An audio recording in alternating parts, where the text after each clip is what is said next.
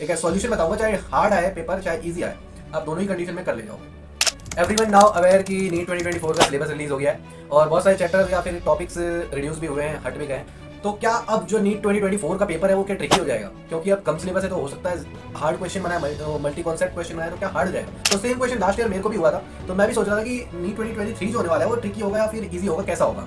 तो मैंने उस टाइम क्या किया था, क्या सोल्यूशन किया था, और मैं एक ऐसा मेथड बताऊंगा, एक सॉल्यूशन बताऊंगा, चाहे हार्ड आए पेपर चाहे ईजी आए, आप दोनों ही कंडीशन में कर ले जाओगे। सो हेलो गाइस, मेरा नाम जिब्राइल है, आप मुझे जानते हो, मैंने 685 स्कोर किया नीट 2023 में। अगर नहीं जानते तो चैनल पे विजिट करो, जान जाओगे।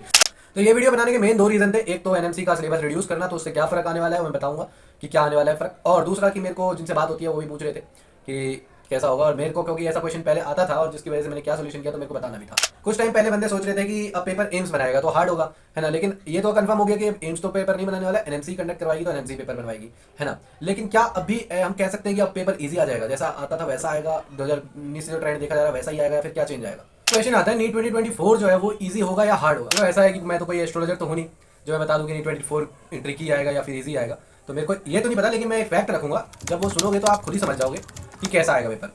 सुनो, देखो, आप पार्ट टेस्ट देते होंगे और आपने एक आध फुल टेस्ट अगर नहीं भी दिया है बाद में दोगे, दोनों चीज़ों में एक चीज़ देखोगे आप कि पार्ट टेस्ट जो होता है ना कंपैरेटिवली फुल टेस्ट से थोड़ा ज़्यादा ट्रिकी होता है। ये देखना, अगर आपने कभी नोटिस नहीं किया है तो देखना कि पार्ट टेस्ट जो होता है ना वो कंपैरेटिवली थोड़ा फुल सिलेबस टेस्ट से ज़्यादा ट्रिकी होगा, ज़्यादा हार्ड होगा। ऐसा क्यों? क्योंकि जैसे मान लो बायो में पार्ट टेस्ट के अंदर 2 चैप्टर आ रहे हैं, ठीक है, अब वो 2 चैप्टर से ही 100 क्वेश्चन बनाने वाला है, और जब एनटीए के पास बहुत सारे चैप्टर में से 100 क्वेश्चन बनाने का, वो क्या करता है कि जो मेन टॉपिक्स है ना उन्हीं से बनाता है क्वेश्चन। हर साल यही देखा होगा कि टॉपिक्स रिपीट होते हैं, वाईक्यूज जब किए होंगे तो ये देखा, ये नोट जरूर किया होगा, टॉपिक्स होते हैं ना इंपॉर्टेंट, वही बार बार उनसे ही क्वेश्चन बनता है, ऐसा होता है। लेकिन अब जब कम चैप्टर्स है और जो रिड्यूस पार्ट हुआ है वो भी थोड़ा इजी वाला ही हुआ है, जो मेन जो चीज़ है ना वो रह गई है। मोस्ट प्रोबेबली ये हो सकता है कि जो जो अभी लेफ्ट सिलेबस है ना उनसे क्वेश्चन जो बनेंगे वो थोड़े से ट्रिकी हो सकते हैं मेरे हिसाब से। जो मेरा पर्सपेक्टिव है वो तो यही है भाई कि जो नीट 2024 होगा ना वो अब जो कि कम सिलेबस है उसमें से क्वेश्चन बनाने हैं, तो वो क्वेश्चंस भी बनाएंगे जो कि थोड़े से ट्रिकी हो सकते हैं।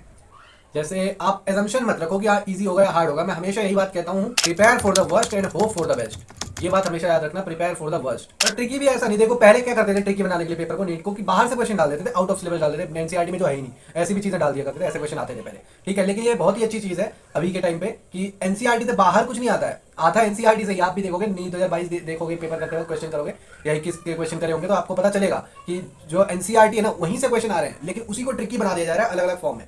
तो ये चीज़ ध्यान रखनी है कि मैं यही बोलता हूँ कि ट्रिकी भी मत सोचो और ना ही इजी सोचो, लेकिन अपना prepare for the worst condition के लिए तैयार रहो, ठीक है, आपका अपने आप बेस्ट जाएगा। और देखो जैसा कि मैंने आपको बताया कि लास्ट ईयर ऐसा क्वेश्चन मुझे भी आता था, हाँ पहले भी ऐसी बात होती थी, हर साल होता है कि इस साल पेपर ट्रिकी आएगा या कैसा आएगा, लास्ट ईयर के एग्जाम्पशन से हम सोचते हैं।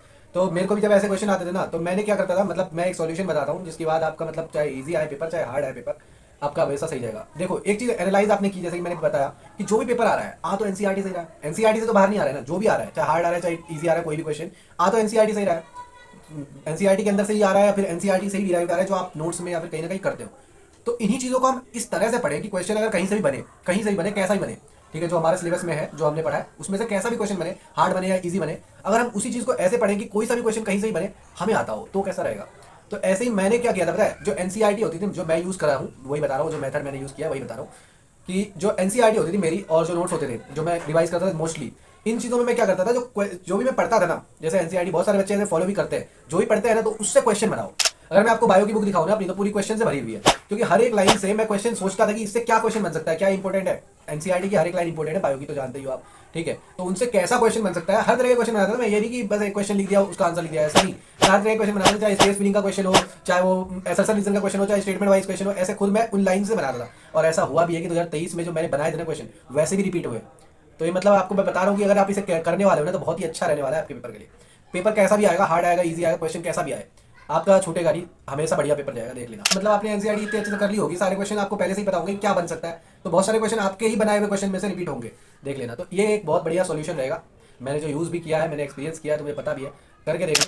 काफ़ी सारे टॉपर्स भी बताते हैं और बहुत सारे बच्चे भी फॉलो करते होंगे, और जो नहीं करते हैं मैं उनको रिकमेंड करूँगा यार ये मेथड यूज़ करना। अगर अब तो जैसे कि आपको पता है कि ट्रिकी हो सकता है पेपर, हो सकता है, मैं मना नहीं कर रहा हूँ, ठीक है, क्योंकि सिलेबस रिड्यूस हुआ है तो वही मैंने पार्ट सिलेबस का बताया ना आपको, तो वैसे ही हो सकता है कि ट्रिकी आ जाए, तो आपको हमेशा ही वर्स्ट के लिए तैयारी करनी है ना, तो बस इसीलिए मैं मेथड बताया हूँ, तो इसको भी यूज़ करना। तो लास्ट में मैं यही बोलना चाहूँगा, चाहे पेपर कैसा भी आएगा, पेपर हमेशा डिसेंट लेवल का ही आएगा, ना ही ईजी आएगा ना ही बहुत ज़्यादा ट्रिकी आएगा। जो भी आएगा डिसेंट लेवल का पेपर आएगा, जो कि हमेशा ही कंपटीशन को खत्म करने के लिए जरूरी भी होता है, और हर साल ये एनटीए करती भी है। ठीक है, तो पेपर डिसेंट लेवल का आएगा, लेकिन आउट ऑफ सिलेबस नहीं आएगा, एनसीईआरटी से बाहर नहीं आएगा, एनसीईआरटी के अंदर से आएगा। अब आप कितने अच्छे से एनसीईआरटी को और अपने नोट्स को करते हो, ये आप पे डिपेंड करता है। तो भाई यही बताना था इस वीडियो में। ठीक है, तो आप जान लगा दो, 7 महीने बचे हैं, उसके बाद आपका भी दिन आने वाला है। और मेरी तरफ से तो ऑल द बेस्ट है ही। कोई भी हेल्प हो तो पूछ लेना, चाहे क्वेश्चन आप इंस्टा पे पूछो, चाहे कमेंट में पूछ लेना, मैं दोनों जगह रिप्लाई कर दूंगा। ठीक है, तो चलता हूँ फिर, इस वीडियो से भी मिलूंगा फिर कभी।